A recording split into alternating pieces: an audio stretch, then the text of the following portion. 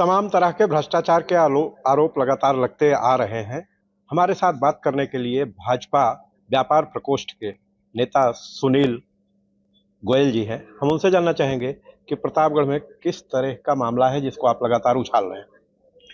मेरे समक्ष एक मामला आया है, वो मुख्य चिकित्सा अधिकारी कार्यालय में लगातार भ्रष्टाचार का मामला आया है। उस प्रकरण को मैं लगातार उठा रहा हूँ माननीय मुख्यमंत्री जी से और जितने भी संबंधित अधिकारी हैं उनको भी मैं यह प्रकरण बता रहा हूँ। और इन लोगों ने लगभग 2 करोड़ रुपए का घोटाला किया है। किस तरह का घोटाला है ये?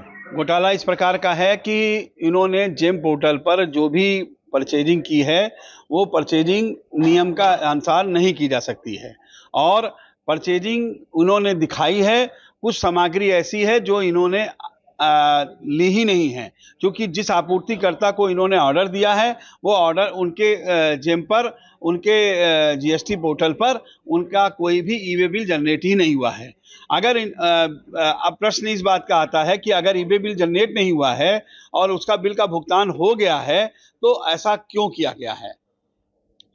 अभी आप ई वे बिल दिखा रहे थे जी कि ई वे बिल जनरेट हुआ है।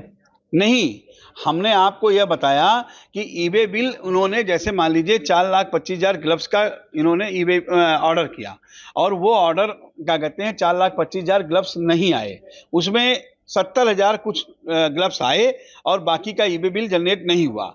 लेकिन जब मेरी शिकायत हुई, उस शिकायत के बाद इन्होंने एक फर्जी ई वे बिल जनरेट किया और 8 घंटे बाद 10 घंटे बाद उस जनरेट ई वे बिल को कैंसिल कर दिया गया। उसमें ऑप्शन होता है कि किसी भी रीजन को दिखा करके वो कैंसिल कर सकते हैं। तो जो बिल जनरेट हो गया, कैंसिल कर दिया, तो आगे क्या प्रक्रिया हुई? भुगतान कैसे होगा? वो जो इन्होंने जनरेट किया ई वे बिल, वो बिल इन्होंने अपनी फाइल में लगा लिया होगा और जो कैंसिल किया ई वे बिल वो पार्टी के पास होगा। अब इनका विषय यह है कि वो किस आधार पर इस बिल का भुगतान करेंगे या कैसे दिखाएंगे। क्या इसमें आइटम वाइज भी घोटाले हो रहे हैं? इसमें आइटम वाइज भी घोटाले हो रहे हैं। इन्होंने साइनाइड डिस्टिलेशन और एप्ट्रेस का एक टेंडर किया है। उस टेंडर के अंडरटेकिंग में इन्होंने फर्नीचर और क्या कहते हैं ईसीजी का सामान और कई ऐसे सामान खरीदे हैं जो नियम के अनुसार नहीं खरीदे जा सकते। लेकिन जैसा कि इसका नाम है, उसमें तो लगता है कि लैब मटेरियल ही एक परचेज किया जा सकता है। जी, वो लैब मटेरियल है, लेकिन जिस लैब मटेरियल को इन्होंने 1276 लैब टेक खरीदने का इन्होंने दिखाया है, वो लैब खरीदा ही नहीं जा सकता, क्योंकि पूरे जिले में इतने लैब टेक्नीशियन हैं ही नहीं और ना ही इतने सीएससी पीएससी हैं। क्यों इन्होंने ऐसा किया है, यह जवाब मुख्य चिकित्सा अधिकारी अवधेश चौधरी और डैम ही दे पाएंगे। ये चौधरी जी कौन है? ये स्टोर इंचार्ज हैं, जो क्या कहते हैं पूरे स्टोर का माल खरीदते हैं। इन्हीं के पास उन लोगों की आईडी होती है, यूजर आईडी, अपने मर्जी से वो अपने यूजर आईडी से अपना जनरेट करके और क्या कहते हैं ऑर्डर निकाल देते हैं। आपकी पार्टी के माननीय लोग क्यों मौन है इस पे? हमारे पार्टी के माननीय लोग नोन नहीं हैं। उनकी जानकारी में जैसे ही ये प्रकरण आया, माननीय विधायक सदर ने जा करके अपना पत्र माननीय उप मुख्यमंत्री जी को दिया और मुख्यमंत्री जी को दिया, प्लस उन्होंने वहां पर जो भी प्रमुख सचिव थे, प्रमुख सचिव जी आपको दिया और उनको दिया, क्या नाम है, मिशन निदेशक को दिया। ये किस तरह के बजट हैं जिनमें इस तरह का घोटाला हुआ है? एनएचएम का है या स्टेट का है या दोनों बजट हैं। एक बजट कुछ बजट एनएचएम के हैं और कुछ बजट स्टेट के बजट के हैं। टोटल कितने का घोटाला हुआ? मेरे अनुमान के हिसाब से कल लगभग 2 करोड़ रुपए का घोटाला है। और कौन कौन सी योजनाओं का है?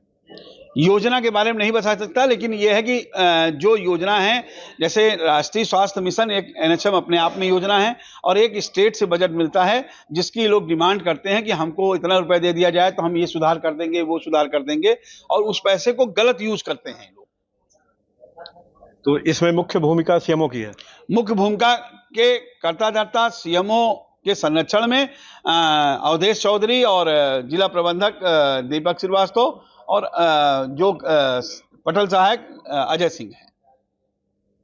तो जिम्मेदारी नैतिक किसकी होती है, सीएमओ की या कर्मचारियों की? मेन जिम्मेदारी सीएमओ की होती है, क्योंकि बिना उसके हस्ताक्षर से कोई भी चीज आगे नहीं बढ़ती। आपने देखा कि भाजपा नेता सुनील गोयल ने किस तरह से सीएमओ पर भ्रष्टाचार के आरोप लगाए हैं, यहाँ तक कि जीएसटी तक का आरोप लगाया है कि सीएमओ के द्वारा चोरी की जा रही है।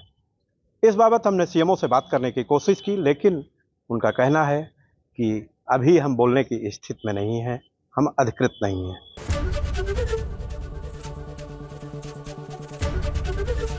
एबीपी गंगा, खबर आपकी, जुबान आपकी।